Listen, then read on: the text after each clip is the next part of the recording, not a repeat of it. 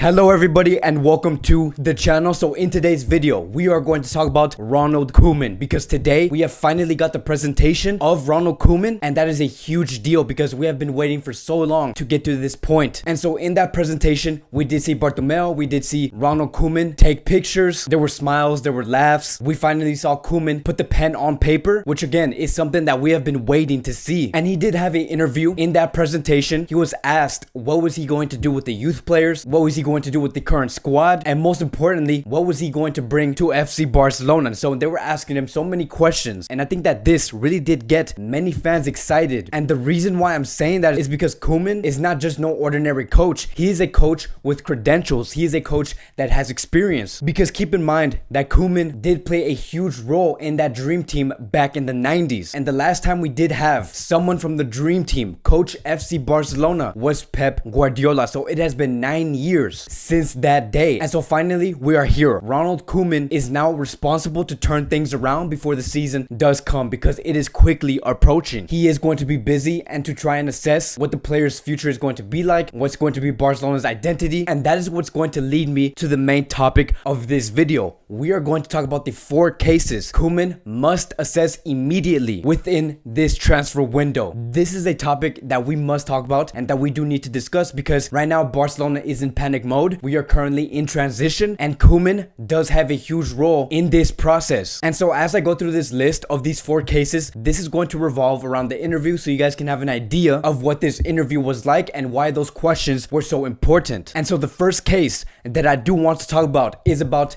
De Jong's position, because De Jong's first season was not his best season. Immediately when we saw De Jong play in front of Busquets on the field within those first 2 or 3 months, we already knew that this was not going to be De Jong's best season. We know that De Jong is capable to be world class. We know his quality. And look, what makes you think that Barcelona do put De Jong in that category where he is untouchable, right next to Lionel Messi and Marc-Andre ter Stegen? That is because the club knows. They know that he has the quality. They know that De Jong can provide at the highest level of football. But unfortunately, the board of directors do take the blame for how De Jong was used in this club, because they are the ones that did hire those coaches that were not capable enough to know what De Jong could do on the field and how he should be used. And now that we are in a position where we have a coach that's Dutch from the Netherlands who has coached De Jong before, I can bet you right now that Koeman's brain is working overtime. Right now he's thinking about, okay, how can I use De Jong? This is a player who's 22 years old. He has all the talent in the world. I'm finally coaching Barcelona, which is my dream job. And that is why I say that one of the most important things for Ronald Koeman to assess is De Jong's position. And he knows that. And it says here, Koeman did express in that interview that for a player who comes to Barcelona at Frankie's age, it will always be difficult. In his first year, he has played a lot. I once said that he did not play in the same position as he did with me, which is true, right? Because if we look at the heat map of Frankie de Jong's, we can see 2 pictures of his heat map. One is with under Ernesto Valverde and the other is with Quique Setién. Just look at how the coaches try to place him almost as a left winger, which is not his natural position. Now keep looking at that heat map, right? Now let's look at how Frankie de Jong's heat map does look like under Ajax and under Netherlands. We can see here that there is a shift in position. It may not be an exaggerated shift in position, but it is a shift. And you can see that just because of that slight shift towards the center, we can see that Frankie de Jong is much more effective. And the reason why I'm saying that is because, look, the heat map is not enough to explain why de Jong is much more effective when he does shift a little more to the central, but basically it's going to come down to this. At Barcelona, Frankie de Jong's role was that he did receive the ball around the opposition's box and then try to make that final killer pass. That was basically his role. But at Ajax and at the Netherlands national team, he was not that player to make that killer pass. He was the guy to start the attack. That is what he's great at. That is his position. He knows his role, and that is why we saw him much more successful and more useful at his previous club and in his national team. And Erik ten Hag did explain this the best. This is the coach of Ajax who did also train Frankie de Jong. He said this: the quality of your players decide how you will play and with what system. We had to find a way to make Frankie function in the best possible way. You saw his incredible talent, but where do we have to use him to get the best out of him and his talent? Eventually, I decided to play with 2 number 6s. Once I did this, you saw how much better he became on the pitch and how much better he made the whole team play, and especially the attackers. And that is why I say he makes the team play. He makes them start. And Koeman is aware of that. He knows exactly what to use with De Jong, and I can't wait to see what Koeman does have on the table and how he's going to use De Jong going forward. And And so now moving on to case number 2, and that is the heavyweights. And this is something that the club and the fans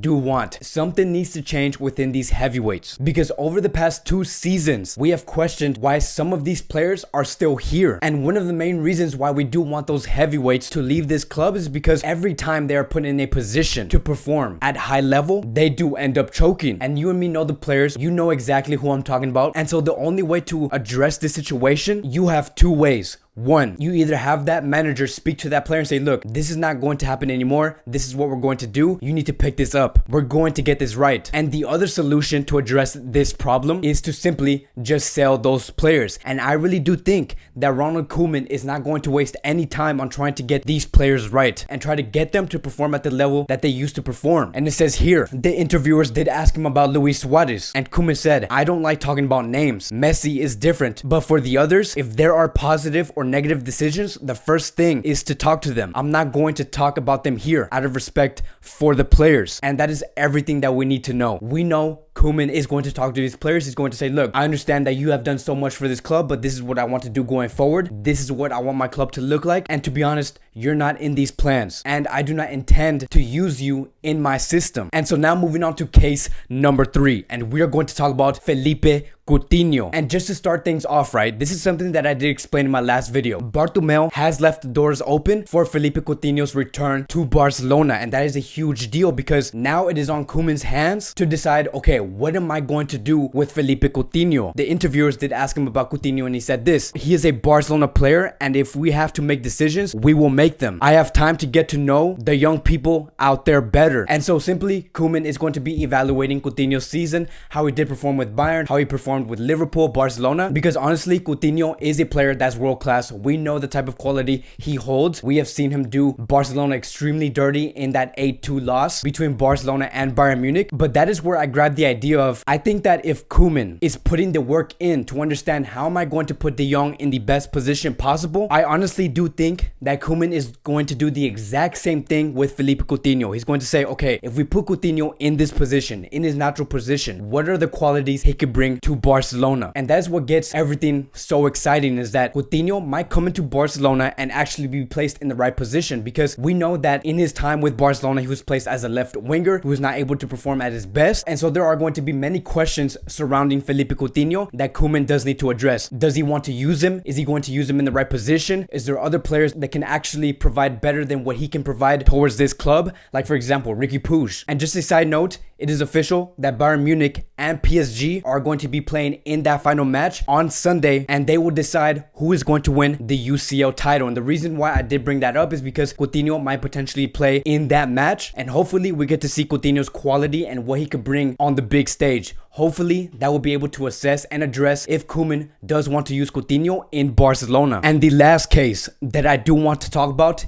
is the front line. This is something that we know badly needs to get addressed, and it's simple, right? Because when we are talking about the front line, the talk of the town right now is Luis Suarez. So for those of you guys who are new here, Luis Suarez is being considered to leave in this summer and go to Ajax. Ajax do want to bid for Luis Suarez. We are still waiting to see what that bid is going to look like, but with Luis Suarez leaving FC Barcelona in this summer, after 6 years, Barcelona is finally going to move on. And now that's going to give us that question where we're going to have to ask, like, who's going to be next? Who's going to be that next number 9? Who is going to replace Luis Suarez? Are we even going to need a number 9? Because we have also heard that Ronald Koeman does want to make this project surrounding Lionel Messi. And so could we see Lionel Messi play that false 9 role and not even need a number 9? But then we also have to remember that Barcelona right now are really demanding the services from Lautaro Martinez. And again, this is something that Ronald Koeman does need to address. Does he want to replace Luis Suarez completely, or does he want to move Messi towards the center and play a false 9 position where he is going to finally utilize a real right winger? But one thing is for sure is that this front line next season is going to look completely different. And that is why I make that case number 4. Because with the departure of Luis Suarez, this is going to open the doors to so many players, because we do have the likes of Conrad de la Fuente. We also have players players coming in like Trincao. Dembele also wants to come back and prove why he was worth 111 million euros. So many of these players are looking for a position in the front line. And so this is going to go up to Ronald Koeman. Who does he want to use? Who does he think is going to be the most effective in that front line? And so moving on to the final conclusion, I expect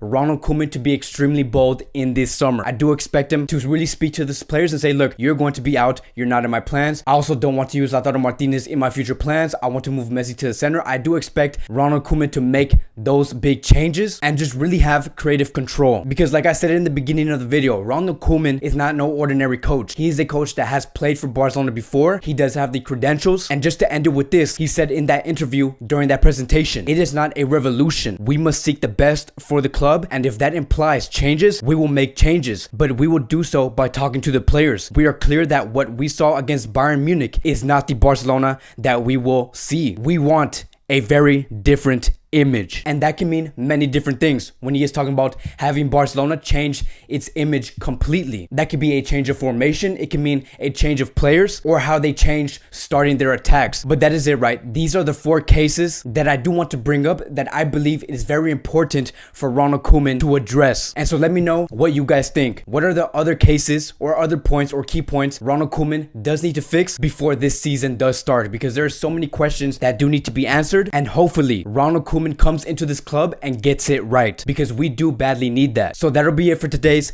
Barcelona Daily News. It is official. Ronald Koeman is the coach of Barcelona. All the attention now is going to go towards the players. Who are the players that are going to come in? Who are the players that are going to come out? We are finally going to get the conclusion of so many players. And so again, I want to thank you guys so much for watching. Please like, subscribe, comment, and I will see you guys in the next video.